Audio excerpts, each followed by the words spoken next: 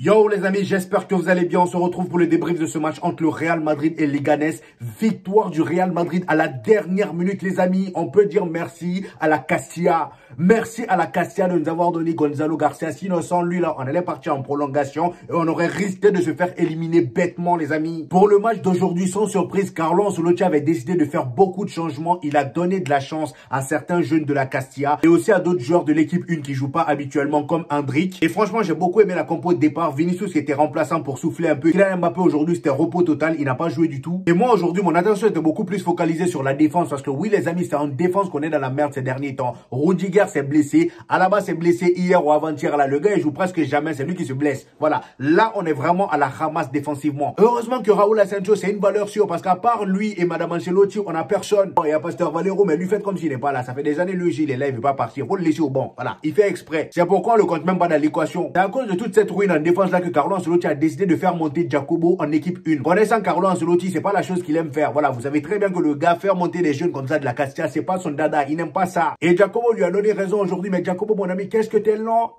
Et pourtant, la Castilla, ça dit que c'est le meilleur défenseur. C'est-à-dire, après le nouveau Sergio Ramos, là, le jeune qui s'est blessé en début de saison, là. Après lui, il y a Jacobo. Après Jacobo, il y a Raúl Asensio. Et là, de ce que j'ai vu, Raúl Asensio est beaucoup meilleur que lui. Après, vous savez, chaque joueur n'est pas pareil. Il y en a qui ont besoin de beaucoup plus de temps pour s'exprimer. Peut-être que lui, c'est son cas. C'était son premier match en tant que titulaire. Il a besoin de temps pour s'exprimer. Il faut lui faire confiance. Mais là, on est dans une situation où l'entraîneur s'appelle Carlo Ancelotti. C'est ça, c'est ça, il faut pas oublier. Donc, Jacobo, mon ami, autant plier bagage, hein, parce que Carlo Ancelotti, là, ne compte plus sur lui pour te faire jouer. Déjà, Raúl Asensio, depuis sa montée, il sort que des performances de dingue. Malgré ça, le gars n'a pas beaucoup de temps de jeu. Carlo Ancelotti l'a remis au banc pour mettre sa copine. C'est pas Jacobo qui, pour son premier match, n'a pas été rassurant que Carlo Ancelotti va mettre. Non. Personnellement, je l'ai déjà vu jouer ce Jacobo avec la Castilla. Il est très beau, mais aujourd'hui, là, je sais pas ce qu'il a pris. Il est trop lent. Le gars, il t'a pris un carton jaune. Il se faisait envoyer à tout va. Il n'est pas impactant. Tu sens pas cette niaque là en lui. Tu vois, Raúl Asensio, quand tu le vois, tu sais que lui, là, faut pas le provoquer. Mais Jacobo, quand tu le vois même, il est trop mignon. Voilà, il est grand pour rien. Dans le placement, aujourd'hui, c'était catastrophique. La vitesse, il est trop lent. Il allait nous créer un penalty et il a pris un carton jaune. Franchement, c'est dommage, les gars. Si j'étais à la place de Carlo Ancelotti, je leur ai donné une deuxième chance. Mais là,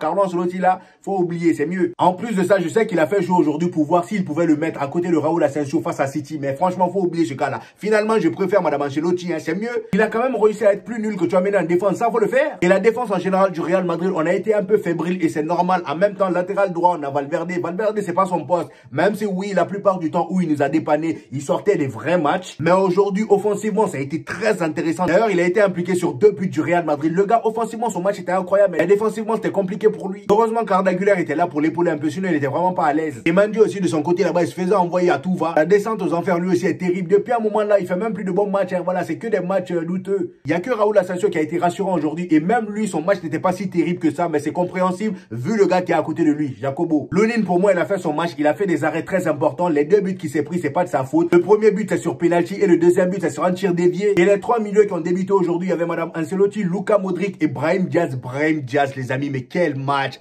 Ah, ce gars-là est fort! Brahim Diaz, tu es fort, mon ami. Franchement, quand je le vois jouer, il me rappelle Lionel Messi. Le gars, il est tellement à l'aise, balle au pied, ses passes. En fait, lui, ça en tout. Offensivement, toutes les caractéristiques qu'il doit y avoir chez un joueur, le gars, il a tout ça. C'est juste son petit côté irrégulier de temps en temps qui me pose problème. Parce que lui, parfois, quand il est titulaire, il joue moins bien que quand il rentre en jeu. Aujourd'hui, malgré qu'il a été titulaire, il a fait un bon match. Si je me trompe pas, aujourd'hui, il a été impliqué sur tous les buts. Et en ce qui concerne le baby love de M. Ancelotti, franchement, j'ai trouvé son match impeccable. Il a fait un bon match. C'est vrai que défensivement, la plupart du temps, quand on le met, j'aime pas du tout. Mais aujourd'hui, en tant que 6, il a fait un putain de match. Il a été présent quand il le fallait. Défensivement, il a été impactant. Il a beaucoup aidé Raúl Asensio. Donc aujourd'hui, on peut pas le tomber dessus. Et devant lui, on avait notre papy préféré, monsieur Luka Modric. D'ailleurs, Luka Modric et Endrick, ils ont battu un nouveau record aujourd'hui. C'est le record d'écart d'âge entre 2 buteurs au Real Madrid. C'est historique. Et je rappelle qu'il a 39 ans et Endrick 18 ans. L'écart, il est... Offensivement, aujourd'hui, c'était très intéressant avec le trio d'attaque Endrick, Arda Güler et comment ça s'appelle, et monsieur Rodrigo. J'avais envie de voir comment les trois allaient s'en sortir face à un bloc bas devant eux. Parce que oui, les amis, comme je vous ai déjà dit dans les précédents débriefs, tous les clubs de Liga savent que nous, pour nous poser problème, il faut jouer au bloc bas. Et les Leganés, c'est comme ça ils ont commencé à jouer. Voilà, dès le début du match, ils étaient tous dans leur camp. C'est quand on a commencé à marquer. Heureusement qu'on a d'ailleurs marqué vite. Hein. Voilà, c'est grâce à ça ils ont commencé à sortir. Sinon, ils allaient passer les 90 minutes dans leur cage. Et franchement, aujourd'hui, Rodrigo s'est bien occupé de sur son côté, les amis. Rodrigo sur le côté gauche, lui, là, faut commencer à ouvrir un vrai dossier. Ce gars-là, il est trop cheaté sur son côté. À chaque match que je regarde de lui, je me dis, mais c'est tellement dommage qu'on le fasse jouer seulement à droite. Après, qu'est-ce que tu veux faire? Il y a Vinicius. Tu peux pas enlever Vinicius. C'est ça le problème. Sinon, Rodrigo à gauche, les amis, c'est juste un poulet, les gars. Les deux premiers buts du Real Madrid, c'est grâce à lui. Il est impliqué sur les deux premiers. Et en plus de ça, les deux buts sont similaires. Valverde qui te change de côté. Rodrigo récupère le ballon. Il rentre sur son pied droit. Et là, tu peux pas l'arrêter comme d'habitude. Voilà. Il rentre, il mélange toute la défense. Il fait la passe. Après, il y a but derrière. Hein. En ce qui concerne Arda Güler, lui, je l'ai trouvé un peu moyen. Je trouve qu'Arda Güler, les amis, depuis un moment, il n'a pas ce petit punch que Lamine Yamal a, par exemple. Lamine Yamal, quand tu le vois dans un match, tu sens que ouais, le petit, il est là. Et à chaque fois qu'il a le ballon, il y a danger. Vous voyez ce que je veux dire? Mais Arda Güler, il manque ce petit truc. En début de saison, on était tous là le comparer avec Lamine Yamal. Mais franchement, les gars, il n'y a plus de comparaison à avoir. Je vous ai dit ça il y a longtemps. Je le trouve de plus en plus lisse. Je sais pas si parce qu'on le voit pas tant que ça. Voilà, il n'a pas beaucoup de temps de jeu. Peut-être que c'est à cause de ça. Mais franchement, son match que j'ai vu là, bon, c'est bof, quoi. Bon, c'est vrai que c'est pas le même profil que Lamine Yamal. Mais moi, le Arda Güler que j'ai vu à Fenerbahçe, là, le gars, il te mélangeait le milieu carrément. Voilà, il te lâchait des enroulés du milieu de terrain. Et ça, je le retrouve plus en Arda Güler. Franchement, Endrick, pareil. Voilà, Endrick, à part son but d'aujourd'hui, je l'ai trouvé moyen. Beaucoup trop de pertes de balles. Voilà, quand il fait des appels, c'est pas si coordonné que ça. Mais le plus important, c'est qu'il a marqué. Ça va lui faire énormément de bien. Cependant, mine de rien, à chaque fois qu'il est titulaire, le gars, il enchaîne des buts. Hein. Le ratio, il est terrible. Et franchement, c'est très bien que Carlo Ancelotti lui fasse jouer dans ces matchs comme ça, là, les matchs de Coupe du Roi. Comme ça, au moins, voilà, il a un peu du rythme dans les jambes. Ça fait plaisir. Même si aujourd'hui, il n'a pas été terrible. Moi, je pense que c'est juste un manque de temps de jeu qui fait ça. Par contre, mon cher Endrick, va falloir faire très attention à toi parce que Gonzalo Garcia qui est rentré en jeu là, les amis. On a ce genre de joueur là à la Castilla. Gonzalo Garcia, les amis, ça fait un moment que les gens parlent de ce gars là à la Castilla. Apparemment, c'est un Gavi, mais version attaquant. C'est un joueur qui a la niaque. Vous-même, vous avez vu le but qu'il a marqué. De toute façon, il a célébré. Il a la niaque. Il est rentré, tu sentais qu'il était là. Et il a à peu près le même âge que Endrick. Donc, Endrick, fais attention à toi. Là, t'es plus en concurrence avec Kylian Mbappé. Tu peux même pas être en concurrence avec Kylian Mbappé. Là où vous êtes là. Ce que je viens de voir de Gonzalo Garcia, si Carlo Ancelotti le garde en équipe 1 et qu'il le fait jouer de plus en plus, ça va être compliqué pour Endrick. Hein. Je dis ça, je dis rien. La seule chose qui va faire que Carlo Ancelotti va préférer Endrick que Gonzalo Garcia, c'est le côté où on a acheté Endrick. Et on sait très bien qu'au Real Madrid, la plupart du temps, ils préfèrent faire jouer des joueurs qu'ils ont achetés que des joueurs de la Castilla. Et c'est ça, moi, je trouve dommage. Gonzalo Garcia, là, les amis, si on l'exploite très bien, vu comment les gens parlent de lui. À la Castilla, c'est un danger. Hein.